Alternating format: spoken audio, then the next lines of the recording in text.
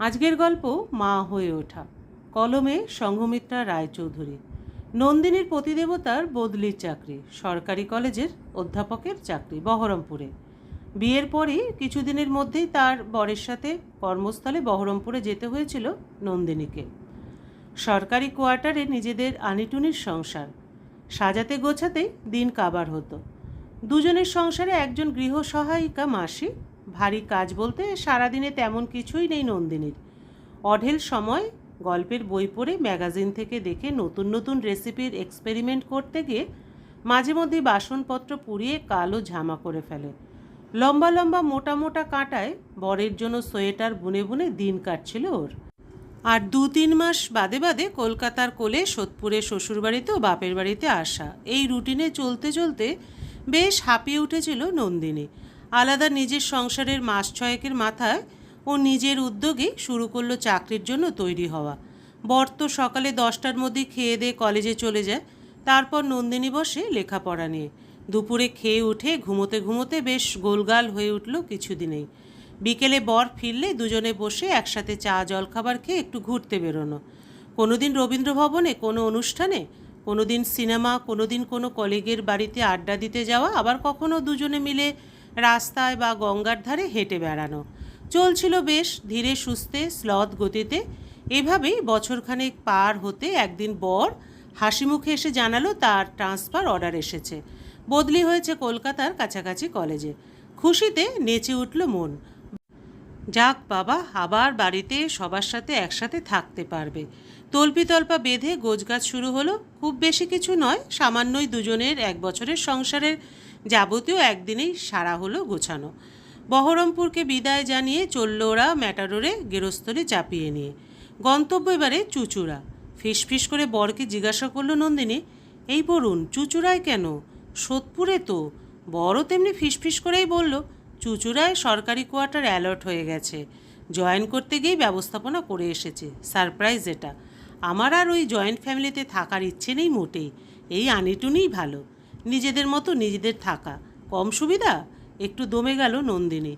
একলা একলা আবার সারাদিন থাকা।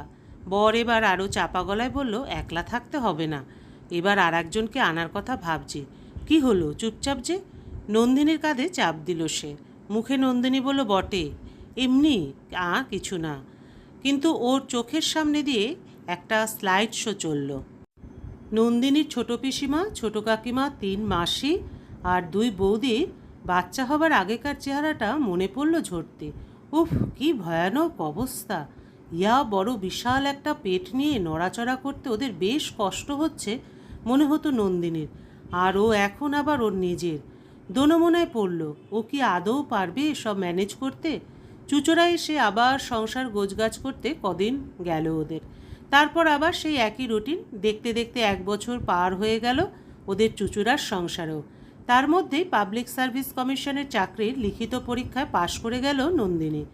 বাকি প্যানেল তৈরি এবং ইন্টারভিউ ইত্যাদিতে আরও কয়েকটা মাস লেগে যেতে পারে। পরীক্ষার পরেই নন্দিনীর আবার সেই একাকিত্ব।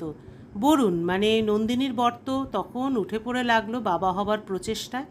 আর নন্দিনীর ভয় বাড়তে লাগলো ক্রমশ। কি হবে, ও কি পারবে সামলাতে? দুর্ভাবনায় অস্থির নন্দিনী। তারপর সেই বছর এপ্রিলের শেষের দিকে ওরা পেল সেই সুখবরটা। প্রেগকালার পজিটিভ, অর্থাৎ নন্দিনী মা হতে চলেছে। নন্দিনী হাউমাউ করে কেঁদে ফেলল। ভয়ে আতঙ্কে মুখ শুকিয়ে বুক শুকিয়ে যাচ্ছাতাই অবস্থা ওর। বর যতই সাহস দেয় ততই নন্দিনী বলে, তোমার কি কখনো বাচ্চা হয়েছে নাকি? তুমি কি করে জানবে? তার মধ্যে আরেকটি ভয়াবহ উপসর্গ, যা খায় তাই বমি করে ফেলে। ডাক্তারবাবু ওজন দেখে ওকে বললেন, কমপক্ষে 10 কেজি ওজন বাড়াতে হবে, তবেই তুমি হেলদি বেবি পাবে। এভাবে ওজন কমে গেলে চলবে না। আর তোমার ব্লাড প্রেশার বাড়ছে কেন এত? ভয় পাচ্ছ? ডাক্তারবাবু হাসছেন আর নন্দিনী কাঁদছে। যত সান্ত্বনা দেন উনি এবং অ্যাসিস্ট্যান্ট দিদি ততই কাঁদেও। শেষে ডাক্তারবাবু বললেন, এমনিতেই হাই রিস্ক প্রেগনেন্সি, তার মধ্যে তুমি শুধু আম ডাল আর পটল ভাজা ছাড়া আর কিছু খাও না। তোমার বর তো তাই বলছে। এভাবে কি করে চলবে? জিওল মাছের ঝোল দিয়ে ভাত খাবে, সব রকম সবজি আর ডাল, দই, ছানা খাবে। পরের চেকআপে আমি দেখতে চাই ওজন বাড়িয়েছ কেমন। কোয়ার্টারে ফেরার পথে বরুণ বলল, ঠিক হয়েছে, খালি এটা খাবো না ওটা খাবো না, রিকশা দাঁড় করিয়ে বাজার থেকে জিওল মাছ কিনে নিয়ে এলো বরুণ।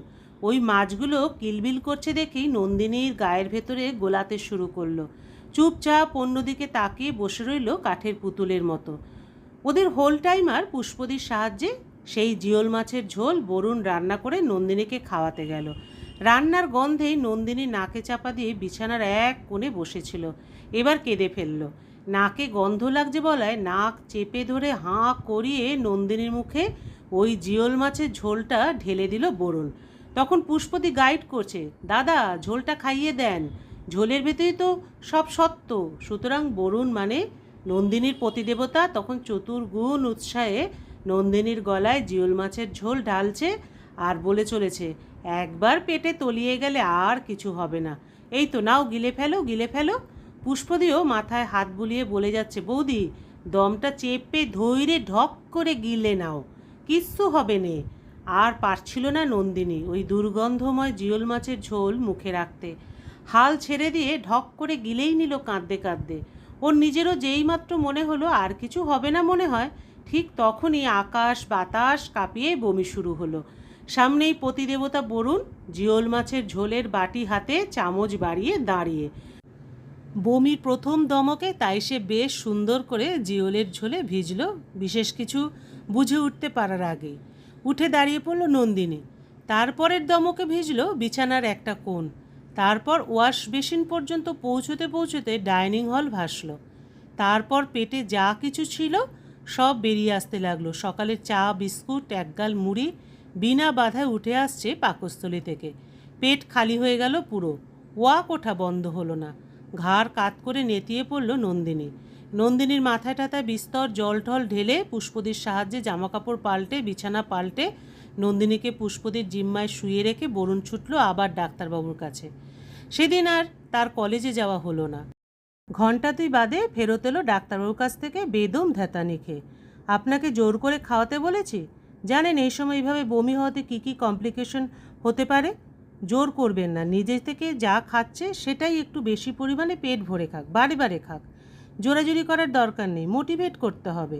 একেবারে ওষুধপত্র কিনে নিয়ে বরুণ ফেরত এলো।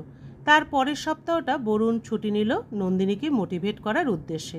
সেও এক অত্যাচারের আকার নিল। সারাক্ষণই বলে চলেছে কানের পাশে, তুমি দুর্বল হয়ে গেলে বাচ্চা দুর্বল হয়ে যাবে, একটু বেশি বেশি করে খাও, বলো কি খেতে ইচ্ছে হচ্ছে। শুনতে শুনতে কান ঝালাপালা, মাথা পাগল পাগল অবস্থা নন্দিনীর। ততদিনে নন্দিনীর এই খাওয়া দাওয়ার অবনতি খবর বেশ রসে বসে পরিবেশিত হয়েছে ওর বাপের বাড়িতে এবং শ্বশুর বাড়িতে। দলে বলে দেখতে আসার হিড়িক পড়ে গেছে। আর বরুণও মহা উৎসাহে সগৌরবে ঘোষণা করছে যে সে নন্দিনীর খাওয়া দাওয়ার জন্যই ছুটি নিয়ে ঘরে বসে আছে, সারাদিন দেখভাল তদারকি করছে। নন্দিনীর বাবা মা তখন অন্ধ্রপ্রদেশে।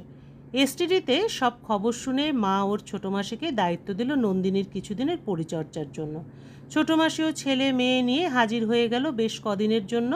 তারপর নানা রকম স্বাদবর্ধক রান্নাবান্না করে খাইয়ে খানিকটা সুস্থ করে রেখে সপ্তাহ 3 বাদে ফেরার সময় বরুণকে আঙুল উঁচিয়ে বলে গেল, খবরদার জোর করে খাওয়াবে না কিছু।